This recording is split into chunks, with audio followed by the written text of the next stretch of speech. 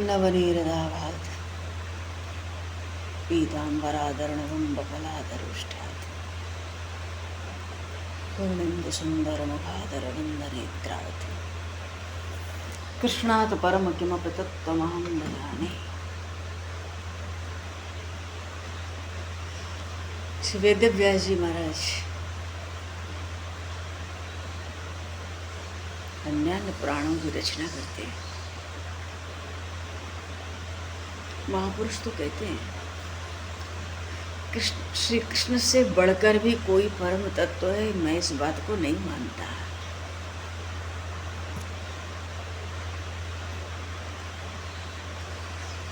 भगवान श्री कृष्ण पूर्णावतार चरित्र है और देखो न लीलाएं कितनी विलक्षण हैं। प्रभु की छठी भी नहीं हो पाती, पूतना आ जाती है। महीना नहीं हो पा रहा, श्रीधर आ जाता है। 2-3 महीने निकलते हैं, कागासुर आ जाता है। अच्छा, पूतना को तो भगवान ने अपने धाम भेजा।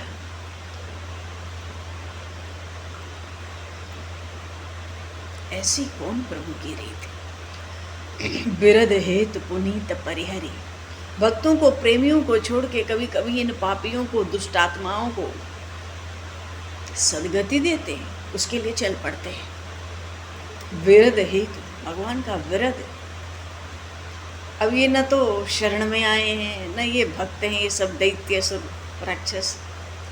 भगवान तो शरणागत वत्सल हैं, भक्त वत्सल हैं। न तो दीन बन के आते, हत्या करने का उद्देश्य प्रयोजन लेकर आते हैं और पान का बीरा उठा के आते हैं, कंस का मार के आऊंगा। ऐसी भारी विलक्षणता है भगवान के चरित्रों की। चलो, श्रीधर तो गया तो तपस्या में लग गया। उन श्याम सुंदर ननंदन की झांकी देखकर कोई सुध, देह सुध अपनी बनाकर रखे, ऐसा कौन है?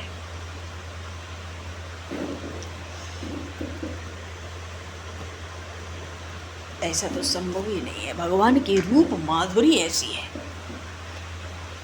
भगवान की रूप माधुरी इतनी विलक्षण है। वो श्रीधर भी तपोवन चला गया तप करने, गूंगा तो हो ही गया था। कंस ने उसका मजाक उड़ाया। सब आकर शिशु के पराक्रम का, बल का, सौंदर्य का गुणगान करने लगते हैं कंस के आगे, कोई बोलकर, कोई लिखकर। कागासुर भी चला गया महर्षि लोमस के पास। जानता है काकभूषुंडी इन्हीं के शिष्य हैं, मैं भी इन्हीं की शरण ले लूं। प्रभु की रूप माधुरी का दर्शन करके ये दैत्य, ये असुर, ये राक्षस अपने देह की सुध भुला देते हैं। भगवान का ध्यान करने, उनकी सेवा का भाव लेके चल पड़ते हैं काकी। प्रभु श्री राम को खरदूषण तृष्णा मारने आए, देखने के बाद इच्छा नहीं हुई, बद लायक नहीं पुरुष अनूपा। संसार जगत और देवता, महान महान दिव्यात्माएं तो हमने बहुत देखी, पर देखी नहीं अस सुंदरता ही। और रामावतार में प्रभु श्री राम ने पुल बनाया समंदर के ऊपर, सेतु। और जब समंदर पे सेतु बन गया, भगवान शिव की स्थापना हो गई रामेश्वरनाथ की, प्रभु ने सोचा हम भी चढ़कर पुल पर देखें कि ये सेतु कैसा है, कैसा दिखता है। और सेतु नहीं, भगवान तो चढ़े थे उस सेतु पर, ये देखने की समंदर की विशालता कितनी है। सेतु बंद डिग चढ़ रघुराई, चितव कृपाल सिंधु बहुत आई। तो हुआ क्या? देखन कह प्रभु करुणा कंदा, प्रगट भये सब जलचर वृंदा। मकर नरक नक्र नाना झस व्याला, सत योजन तन परम विशाला। अब प्रभु ही बिलोक ही डर ही न टारे, मन हर्षित सब भय सुखारे। प्रभु का दर्शन कर रहे हैं सेतु के ऊपर। पलकें तो छोड़ो, शरीर का रोम भी नहीं हिल रहा है, इस कदर भर गए। एक दूसरा ही सेतु बन गया। बानर भालू तो उस पर भी चढ़ चढ़ के उस पार जाने लगे। भगवान की रूप माधुरी इतनी विलक्षण है। भगवान श्री कृष्ण के पास उत्कच आया। महर्षि लोमस के हिसाब से इसका शरीर वायु का है। तो महर्षि लोमस ने सोचा चल के मैं भी प्रभु से निवेदन तो कर दूं कि प्रभु इस पर अनुग्रह कर देना। कंस ने उत्कच को भेजा है, हिरण्याक्ष का पुत्र है, इसके बल पराक्रम का क्या कहना है, कोई आ रही बार नहीं है। कहीं ये नंदनंदन श्याम सुंदर इस उत्कच को अपने चरणों का स्पर्श दे दे और स्पर्श देकर सदा के लिए अपना ले। शाप देकर जो भूल हुई थी प्रभु सुधार दे तो मेरे हृदय का भी संताप दूर हो जाए। भाई हम इतने बड़े ऋषि महर्षि कहलाते हैं, क्रोध करके श्राप देना हमें शोभा नहीं देता है। तो अब प्रभु हमारी भूल आप सुधार दो। और लोमस जी कहते हैं, लोमस जी के शरीर पर कहते ना 1 रुपए का सिक्का हो उतनी जगह में बस बाल नहीं है, उतने बाल उखाड़ के फेंके गए आज तक, बस सारा शरीर लोम से भरा है। कितनी आयु होगी उनकी। एक ब्रह्मा जाते हैं तो एक बाल उखाड़ कर फेंक देते हैं दुख प्रकट करने में। इनकी आयु का को ये तो चिरंजीव हैं, कोई गणना ही नहीं है इनके आयु की सृष्टि में। तो कितनी बार ये प्रलय देखते होंगे, जब जब ब्रह्मा बदलते होंगे प्रलय तो देखते ही हैं, महाप्रलय। आज स्मरण करते हैं उन नंद नंदन श्याम सुंदर के स्मरण के साथ कि जब प्रलय समुद्र होता है, मानो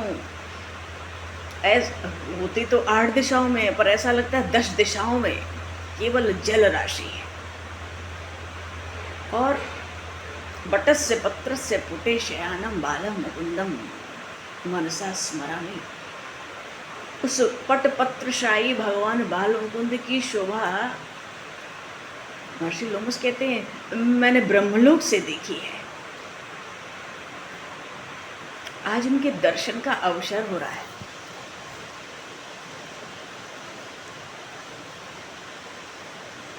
और ये तो पलने में पड़े हैं, पैर के अंगूठे को मुख में डाले हैं।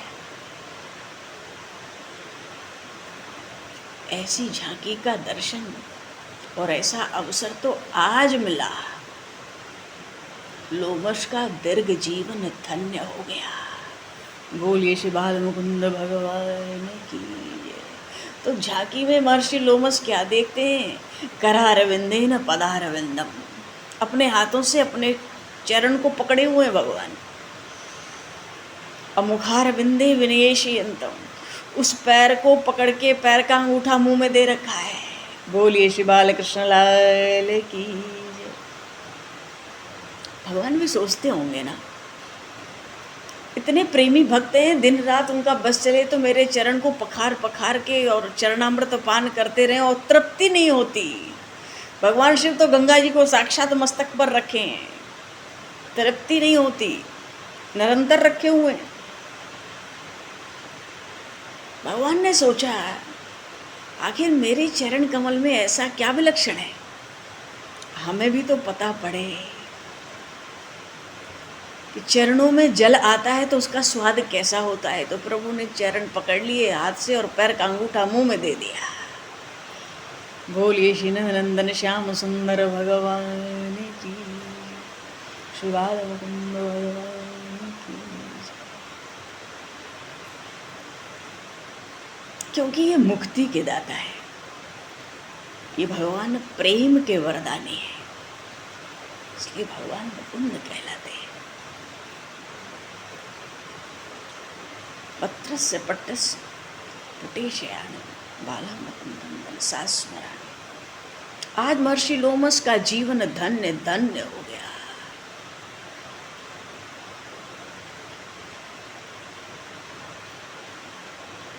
नीलमणि की तरह चमचम भगवान पालने में पौड़े भये हैं।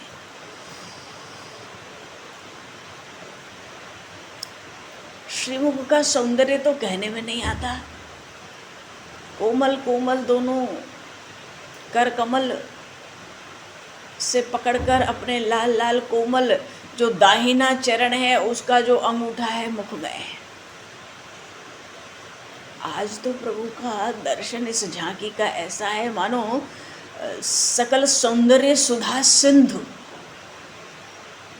अमृत के सिंधु। और कौन सा अमृत?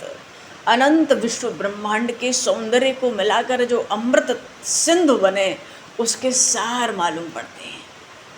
पैर के अंगूठे को पी रहे हैं। भाल पर ललाट पर काजल की बिंदु लगी है और नेत्रों का जो अंजन है काजल उसको भी थोड़ा फैला लिया है। कुछ अपने ललाट पर ले गए, कुछ अपने कपोलों पर फैला लिया और हाथ के हथेली के ऊपरी हिस्से में भी कहीं कहीं काजल की रेखाएं खिंची हुई हैं।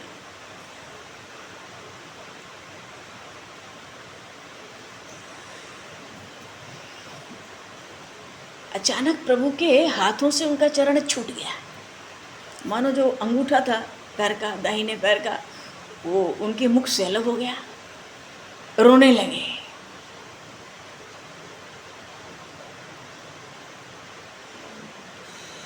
महर्षि लोगों से झांकी का दर्शन कर रहे हैं।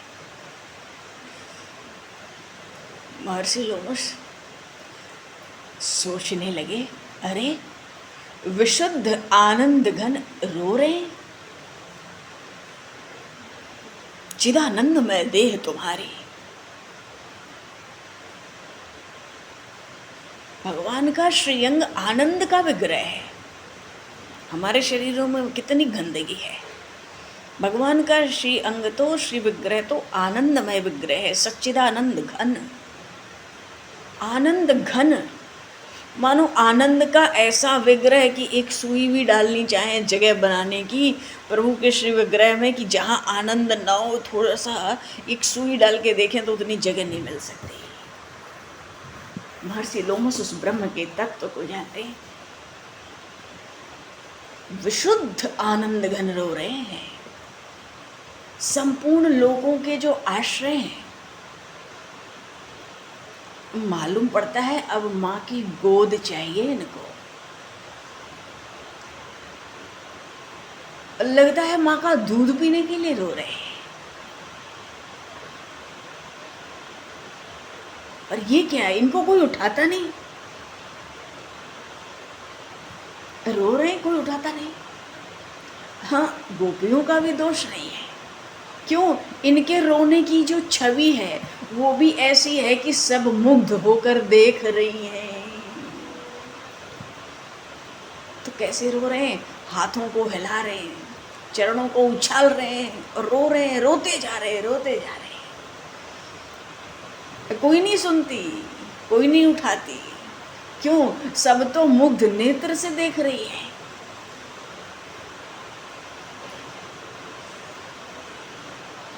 और रोते रोते पलने में नीचे सरकते जा रहे। दोनों माताएं पास नहीं है। बात यह है कि आज प्रभु का जन्म नक्षत्र है। तो नक्षत्र की बात करें तो आज प्रभु 3 मास के हो रहे हैं और नक्षत्र की बात करें तो गिनती में 2 महीने 20 दिन के।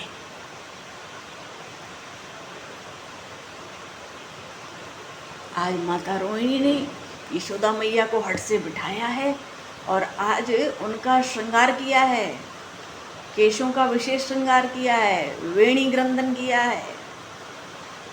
क्यों? अभी महर्षि शांडिल्य आवेंगे। आज हमारे लाला का जन्म नक्षत्र है, रोहिणी नक्षत्र मिला होगा ना।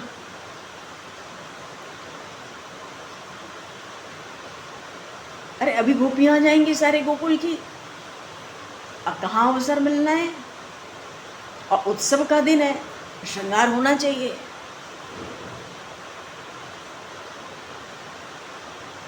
रोहिणी माता ने अपना श्रृंगार थोड़ा बहुत तो झट कर लिया, यशोदा मैया का श्रृंगार खूब सुंदर किया। और इधर पालने में नंदनंदन श्याम सुंदर रो ही रहे हैं।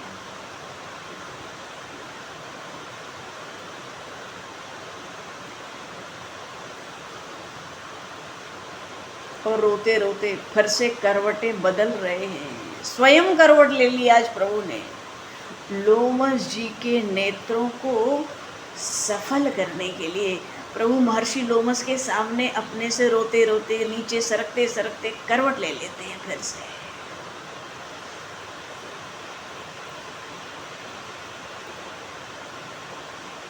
नंद बाबा के बड़े भाई हैं, उन्होंने सबसे पहले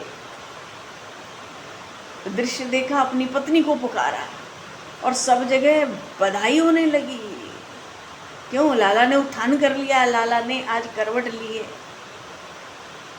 रोते हुए कन्हैया को मैया ने उठा लिया गोद में। बोलिए कन्हैया लाल की जय। मैया ने गोद में लेके दूध पिलाया। ऐसा चंद्रमुख है प्रभु का। मुंह तो प्रभु ने छिपा लिया मैया के आंचल में, पर चरण है बाहर। महर्षि लोमस को प्रभु के इन कोमल लाल लाल चरणों के ऐसे दुर्लभ दर्शन हो रहे हैं कि उनके आनंद का कोई ठिकाना नहीं। क्यों? अभी तक तो चरणों को प्रभु चंचली बनाए थे। जब से महर्षि लोमस दर्शन कर रहे हैं, एक क्षण को चरण स्थिर नहीं है, उछलते जा रहे, उछलते जा रहे, उछलते जा रहे, हाथ हिलाते जा रहे हैं। पर अब प्रभु शांत लेटे तो स्थिर चरणों के सुंदर विलक्षण दर्शन है, अद्भुत, बड़े कोमल लाल लाल प्रभु के श्री चरण। ऊर्ध्वरेखा दिख रही है, जौ अंकुश ध्वज कमल मीन कल्प वृक्ष अष्टकोण षटकोण सब। चरण चिन्ह रघुवीर के संतन सदा सहायका। नवाजी कहते हैं भगवान के चरण कमलों में 24 चिन्ह होते हैं, कहीं कहीं 22 चिन्ह आए, और 4 चिन्ह तो प्रमुखता से हर जगह ही कहे जाते हैं। चरण चिन्हों का भगवान के दर्शन कर रहे हैं।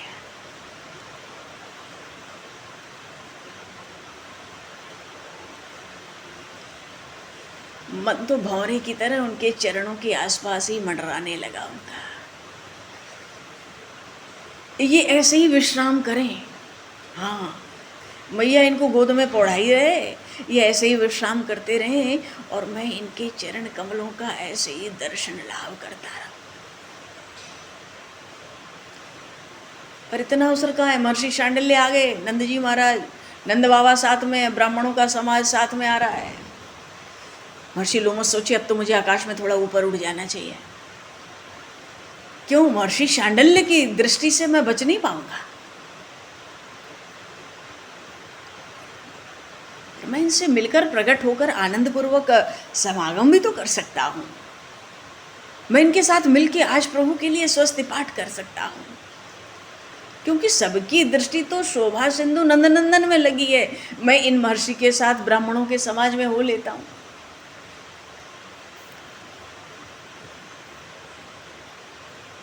सबके मन और प्राण तो ये जो श्री कृष्ण है ना, ये आकर्षण के अधिष्ठाता है। इनका पहला ही काम है आकर्षण। सबको खींच लेते हैं, सबके मन और प्राण अपनी ओर। अब भक्तों के मन खींचते हैं तो पूतना जैसों के प्राण खींच लेते हैं। अब इस दुर्लभ झांकी का दर्शन करके किसी को एक दूसरे की ओर देखना पहचानना कहाँ समय है। और ये जो योग सिद्ध मधुमंगल है, सबके सम्माननीय है, 5 वर्ष के दिखते हैं, और इस नंद नंदन के तो नित्य सखा हैं। सृष्टिकर्ता ब्रह्मा जी के जो 4 मानस पुत्र हुए सबसे पहले, सनक सनंदन सनातन और सनत कुमार है, 5 वर्ष के ही तो दिखते हैं। पता नहीं ये मधुमंगल कितना बड़ा है, इसकी क्या अवस्था है। वहाँ तो वेद पाठ हो रहे हैं, स्वस्ति पाठ हो रहे हैं। मधुमंगल कहता है मैं तो आज अपने सखा को स्नान कराऊंगा।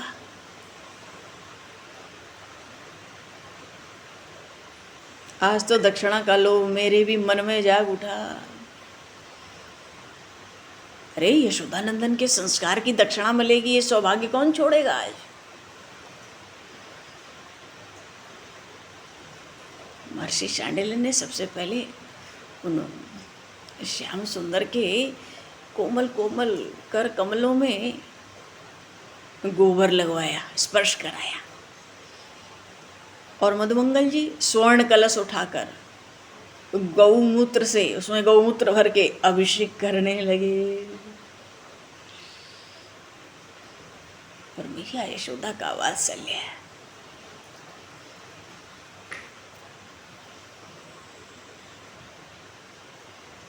यशोदा मैया तो मना करने जा रही थी मधुमंगल को, अरे मेरे लाला को कितना अभिषेक करेगा, लेकिन वेद पाठ हो रहे थे, स्तवन हो रहे थे। मैया समझ रही थी मधुमंगल का कोई चंचलता नहीं है, ये तो आज उत्सव का अंग है।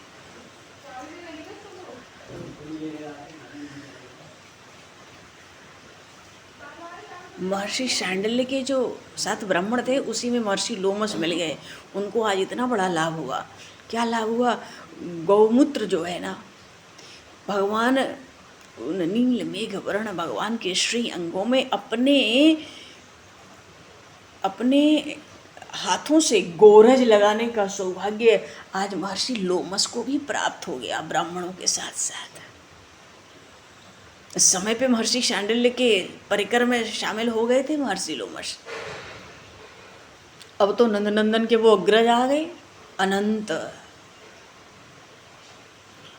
स्वयं उनका जो अपना स्वर्ण गौर श्री अंग है, वो तो अपने श्रीअंग पर खुद ही ब्रज की रज डाल लिए। गौ के चरणों की जो रज आई थी, कन्हैया के हाथों में लगाई जा रही थी, उन्होंने अपने ऊपर खुद डाल ली।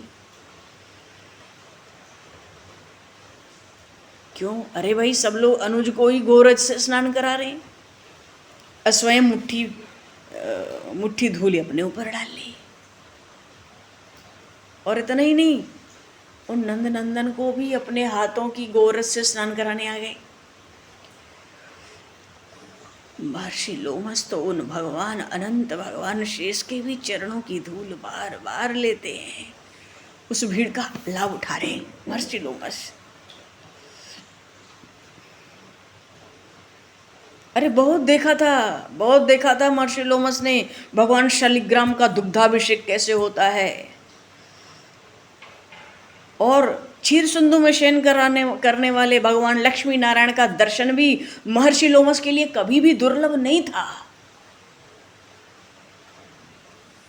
पर आज इन नंद नंदर पर पड़ती हुई जो अखंड दुग्ध धारा है, जो अभिषेक है, ऐसी झांकी का दर्शन कभी नहीं हुआ था। हम लोग भी प्रभु के इन झांकी का मन से दर्शन करें। अखंड दूध की धारा झर रही है प्रभु के ऊपर, नील वर्ण चम चम मणि की तरह। उस दूध की उज्ज्वलता और उसमें छलकती हुई प्रभु की छटा सौंदर्य, कहीं तुलना नहीं हो सकती इस छवि की। तो हैं कहाँ? पालने में थोड़े ही हैं, नहीं, स्वर्ण पात्र में। तो बड़े पत्ते से स्वर्ण के बने हैं, उनमें कोमल कोमल कुछ बिछा रखा है, और उस पर इन श्याम सुंदर को बिठा रखा है।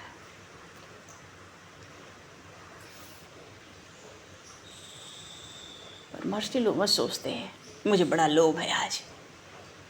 किस बात का? महर्षि लोमस को लोभ? अरे ये वही हैं जिनको भगवान शिव ने राम कथा सुनाई, शिष्य बनाया। इन्हीं के शिष्य हुए ये काकभूषुंडी जी महाराज। बड़ी भारी इनकी महिमा है, बहुत महिमा है इनकी पुराणों में, शास्त्रों में, इनके बड़े चरित्र हैं। पर सोचते हैं आज नंदनंदन का स्नान हुआ, ये तो शुद्ध आनंद घन है, 2 बूंद यदि मुझे मिल जाए तो वो भी विशुद्ध आनंद की होगी। पर मुझ ऋषि को तो ये कोई नहीं देगा, और अगर अदृश्य हो जाऊं तो इन पूर्ण परात्पर ब्रह्म के पास पहुंचने की शक्ति खो दूंगा। क्योंकि यहाँ छल कपट नहीं चलेगा। धन्य है ब्रज के लोग, धन्य है ये सब सेवक सेविकाएं। आज इन सबको ये दूध का प्रसाद अभिषेक का प्राप्त हो रहा है।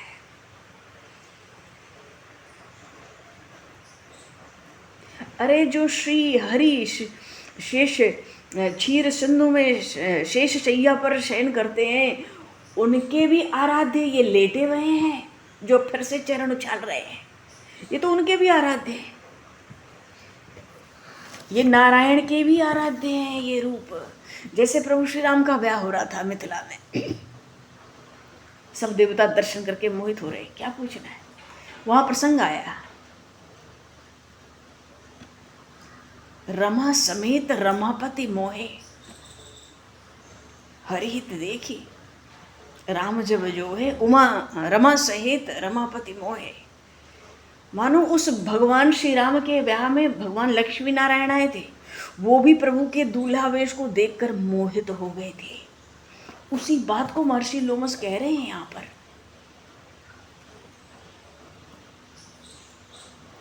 वो जो क्षीर सिंधु में शयन करते हैं नारायण, उनके भी हृदय के आराध्य हैं। दूध में लेटे हैं, चरण उछाल रहे हैं। अनंत कृपा सिंधु। आज लोमस जी की सब कामनाएं मानो पूर्ण हुई।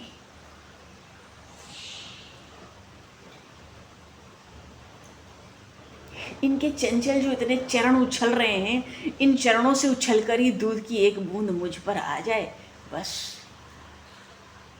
और ऐसा ही हुआ। क्यों? भगवान तो भक्त वांछा कल्पतरु है जी।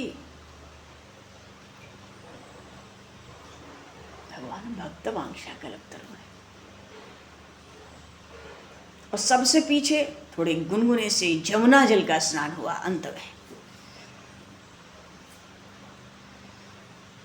नंद बाबा ने कन्हैया लाल को उठाया, अभी तो नामकरण हुआ नहीं जी, आगे होगा। इन नंद नंदन को उठाया नंद बाबा ने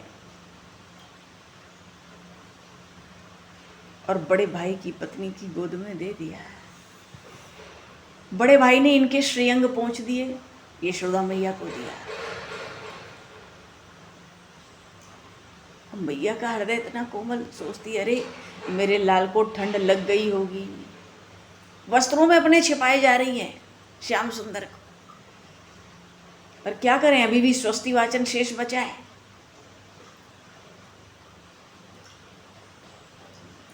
महर्षि सांडिल्य के साथ देव पूजन, मंगल, श्राद्ध आदि में सबको लगना पड़ा। महर्षि लोमस भी लगे क्योंकि परिकर में घुस चुके हैं। शीघ्रता तो सबको है, पर सबका मन उन श्री नंद नंदन की छवि को देखने को भी तो आता है।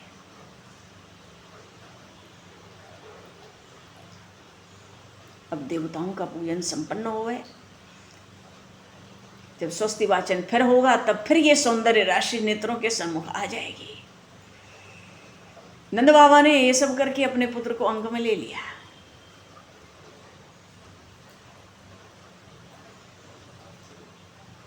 स्वस्ति न इंद्रो वृद्धर्षवाः स्वस्ति न पूषा विश्ववेदाः। स्वस्ति वाचन हो रहा है। अपार दक्षिणा है। क्या है उसमें? गायें, स्वर्ण, रत्न राशि। महर्षि लोमस को क्या करना है? अब मुझे तो उनके चरणों से उछले हुए दूध के 2 बूंद मिल गए, बस अब मुझे अदृश्य हो जाना चाहिए, नहीं तो महर्षि के साथ विदा होना पड़ेगा। फिर पहचान होगी, महर्षि शांडिल्य के आश्रम जाना पड़ेगा, सब भेद खुल जाएगा।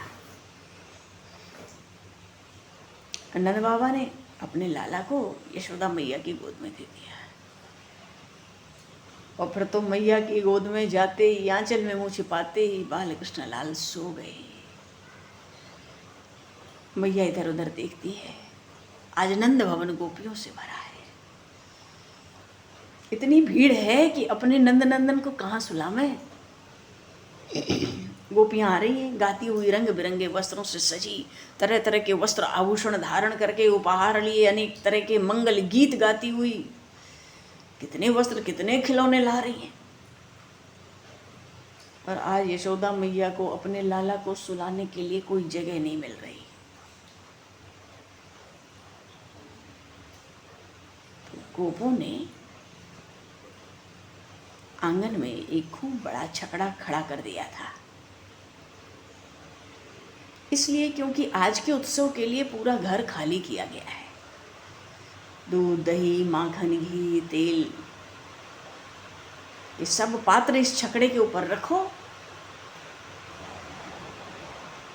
छकड़ा समझ रहे हैं ना, जैसे बैलगाड़ी हो पर बैल न हो, तो इसको बाहर निकालो, अंदर उत्सव होगा, और इसी के ऊपर सब चीज़ें रखो, दूध, दही, माखन, घी के, जिससे उत्सव करना है। यशोदा मैया को लगा लाला को सुलाने के लिए बस इस छकड़े के नीचे ही लाला का पालना लगा दो।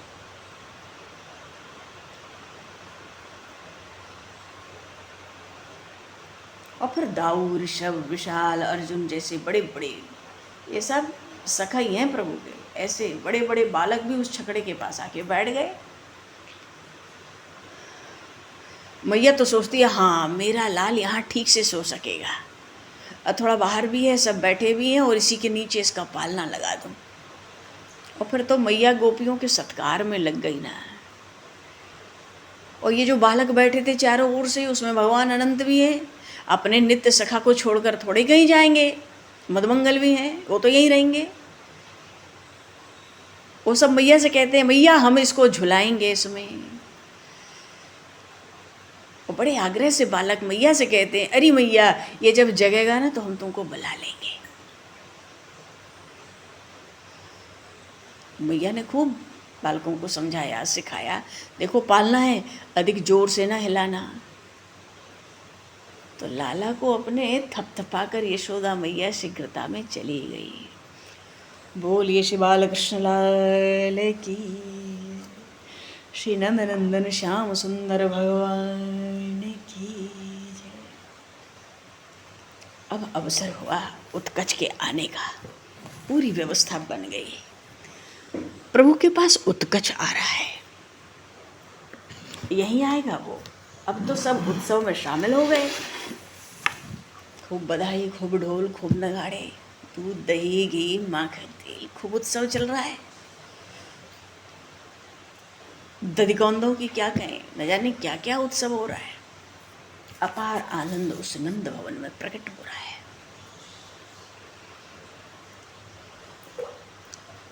श्री बालकृष्ण लाल की जय। 84 कोस ब्रजमंडल धाम की जय, श्री वृंदावन प्रेम धाम की जय, रज रानी की जय, रस रानी की जय, समस्त ब्रजवासिन की जय। ऐसी बड़ी भारी महिमा इस ब्रजधाम की। भगवान श्री कृष्ण को अवतार के साथ ही इतनी लीलाएं हो रही हैं, जरा से हैं।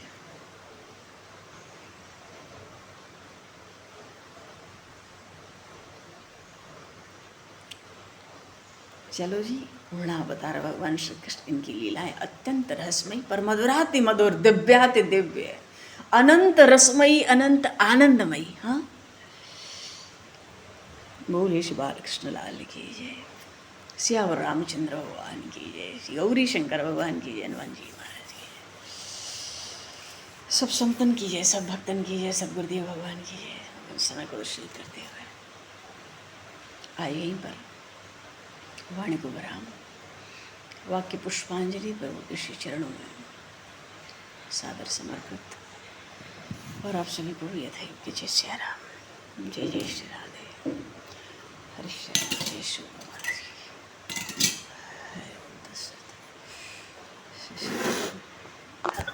जय श्री राम, जय श्री राम, श्री राधे, श्री गुरु।